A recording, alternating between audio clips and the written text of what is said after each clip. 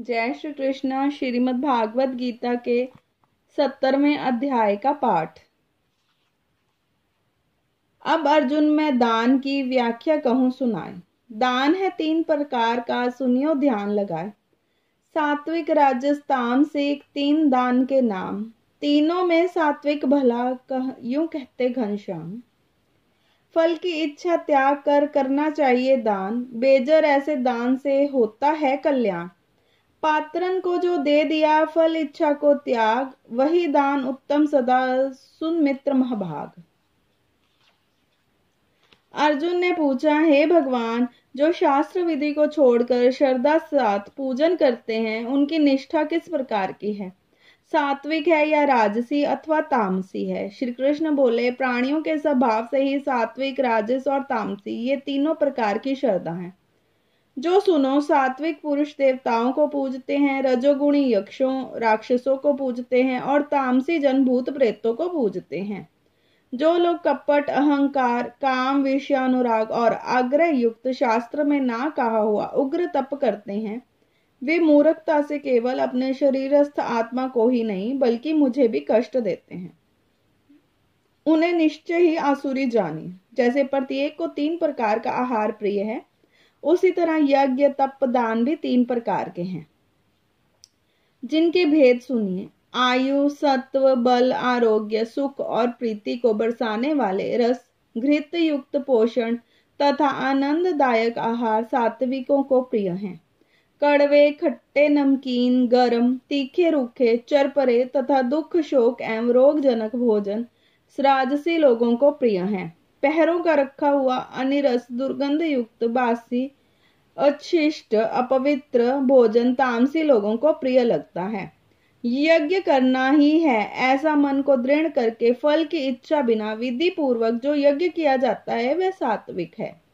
फल की कामना से और लोक दिखावे के लिए जो यज्ञ किया जाता है उसे राजसी जानो।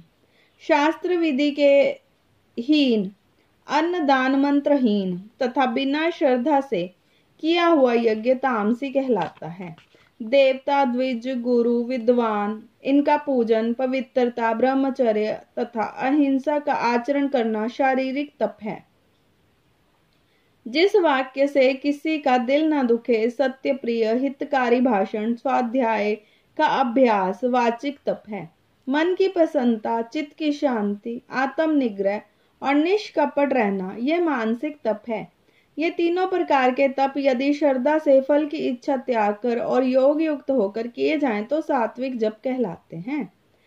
आनित्व और शासक जप राजस हैं। जो दूर है वह आत्मा को कष्ट देकर व दूसरों के नाश के लिए किया जाए उसे तामस तप कहते हैं। जो फल की इच्छा त्याग उत्तम बुद्धि से, उत्तम स्थान से, सत्पात्र से बदले में कोई वस्तु लेने की इच्छा बिना दिया जाता है उसे सात्विक दान कहते हैं। जो दान प्रत्युपकार एवं किसी फल की इच्छा से क्लेश पूर्वक दिया जाता है उसे राजस दान कहते हैं। ओम तत्सत ये 3 ब्रह्म के नाम हैं। इन्हीं से अनादि काल में ब्राह्मण और वेद हैं। इसी से ज्ञानी पुरुष यज्ञ, दान तथा तप आदि शास्त्रोक्त क्रियाएं करते हैं। ओंकार उच्चारण सद्भाव तथा साधु भाव से किया जाता है तथा मांगलिक कर्म में भी सत्य शब्द का उच्चारण करते हैं। यज्ञ, तप व दान में जो निष्ठा है उसे सत्य कहते हैं। ईश्वर प्राप्ति के अर्थ को जो कर्म है उसे भी सत्य कहते हैं। हे पार्थ, श्रद्धा से रहित दान, तप, अन्य कर्म किए जाते हैं वे असत कहलाते हैं। वे ना इस लोक में और ना परलोक में हितकारी हैं। 70वें अध्याय का महात्म। श्री नारायण जी बोले, डमलीक नामक देश में दुशासन नाम का राजा था। एक राजा किसी देश का था। उन्होंने आपस में शर्त रखी कि हाथी लड़ाएं और उनका हाथी जीते सो अमुक धन लेवे। तब दूसरे राजा का हाथी जीता, दुशासन का हारा। कुछ दिन पीछे वह हाथी मर गया। तब राजा को बड़ी चिंता हुई कि एक तो द्रव्य गया, दूसरा हाथी मरा, तीसरे लोगों की हंसी। इस निंदा भई उसी चिंता में राजा मर गया। तब यमदूत पकड़कर धर्मराज के पास ले गए। धर्मराज ने कहा, यह हाथी मुंह में मरा है, अतः इसको हाथी की योनि देव। हे लक्ष्मी, राजा दुशासन संकल द्वीप में जाकर हाथी हुआ। वहां पर राजा के बहुत हाथी थे। जिसने भी वो वो भी था, उसे पिछले जन्म की याद थी। मन में बारंबार यही पछतावा करे कि मैं पिछले जन्म में राजा था, अब हाथी हुआ। बहुत रुदन करे, खावे पीवे कुछ नहीं। इतने में एक साधु आया और उसने राजा को श्लोक सुनाया। राजा पर बड़ा प्रसन्न हुआ। हे संत जी, कुछ मांगो, उसने कहा। और सब कुछ मेरे पास है, किंतु एक हाथी नहीं है। राजा ने यह सुनकर वही हाथी दे दिया। ब्राह्मण उसे अपने घर ले आया। हाथी को दाना दिया, वह नहीं खावे। पानी दिया, वह नहीं पीवे। रुदन करे, मन में सोचे कोई ऐसा होवे जो मुझे इस योनि से छुड़ावे। तब उस साधु ने महावत को बुलाकर पूछा कि इस हाथी को क्या दुख है, जो कुछ खाता पीता नहीं। महावत ने देखकर कहा, कोई रोग तो नहीं है साधु जी।